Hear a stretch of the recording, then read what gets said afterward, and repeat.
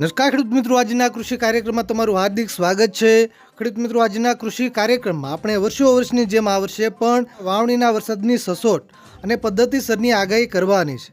ખેડૂત મિત્રો, ગયા વર્ષે પણ આપણા લગભગ બધા જ અનુમાનો સત્યની નજીક રહ્યા હતા અને આ વર્ષે પણ આપણા તમામ અનુમાનો સત્યની નજીક રહે તેવી જ આશા રાખીએ છીએ, જેમાં આપણે જૂની પદ્ધતિ અને નવી વૈજ્ઞાનિક પદ્ધતિઓની સંભાવનાઓને ધ્યાનમાં લઈ વાવણીનો વરસાદ કઈ તારીખે થશે અથવા તો વાવણીનો પહેલો વરસાદ સારો થશે કે નબળો થશે, ચોમાસાને લઈને સંપૂર્ણ સચોટ માહિતી મેળવવાની છે।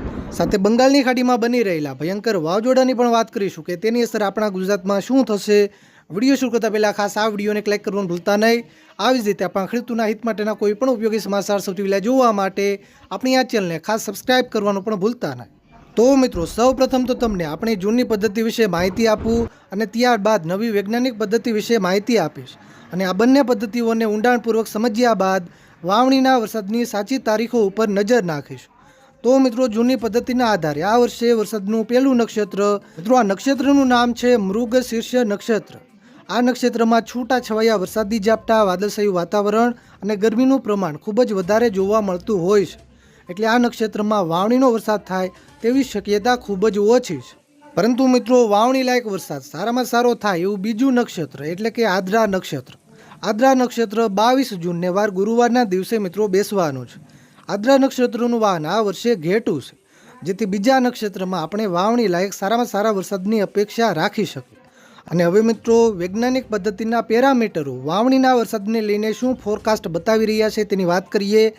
એલ નીનોની અસરના ભાગરૂપે પાછોતરા વરસાદ એટલે કે ઓગસ્ટ અને સપ્ટેમ્બર મહિનામાં ઓછા વરસાદ થાય આવી શક્યતાઓને પણ મિત્રો નકારી શકાય નહીં। આપણે સૌ જાણીએ છીએ કે કેરળમાં ચોમાસાનું આગમન થાય એ પછી 15મા દિવસે આપણા ગુજરાતમાં નૈઋત્યના ચોમાસાનું આગમન થતું હોય છે, એટલે હાલના સંકેતો પ્રમાણે 15 જૂનની આજુબાજુ આપણા ગુજરાતમાં નૈઋત્યના ચોમાસાનું આગમન થાય તેવી શક્યતા છે।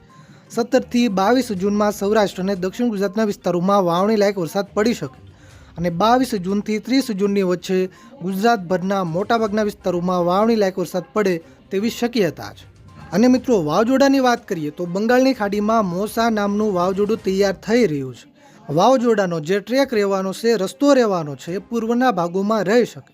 આ સંભવિત વાવાઝોડાથી આપણા ગુજરાતને કોઈ ખતરો નથી। આપણા ગુજરાતના ખેડૂતોએ કોઈ ચિંતા કરવા જેવું નથી। અરબી સમુદ્રમાં મિત્રો કોઈ વાવાઝોડું બન્યું હોય તો એ ગુજરાતને અસર કરે તેવી શક્યતા હોય છે, પણ બંગાળની ખાડી જે આપણા ગુજરાતથી હજારો કિલોમીટર દૂર છે એના વાવાઝોડા સાથે આપણા ગુજરાતને કોઈ સંબંધ નથી, કોઈ લેવા દેવા નથી। તો મિત્રો, આ વિડીયોને તમારા બધા જ ગ્રુપમાં શેર કરજો, જેથી બધા ખેડૂત મિત્રો સુધી વાવણીના વરસાદ વિશે માહિતી પહોંચે, વાવાઝોડાની પણ માહિતી પહોંચી જાય। આ વિડીયોને લાઈક કરવાનું ભૂલતા નહીં। આવી જ રીતે આપણા ખેડૂતોના હિત માટેના કોઈ પણ ઉપયોગી સમાચાર સૌથી પહેલાં જોવા માટે આપણી આ ચેનલને ખાસ સબસ્ક્રાઇબ કરવાનું પણ ભૂલતા નહીં।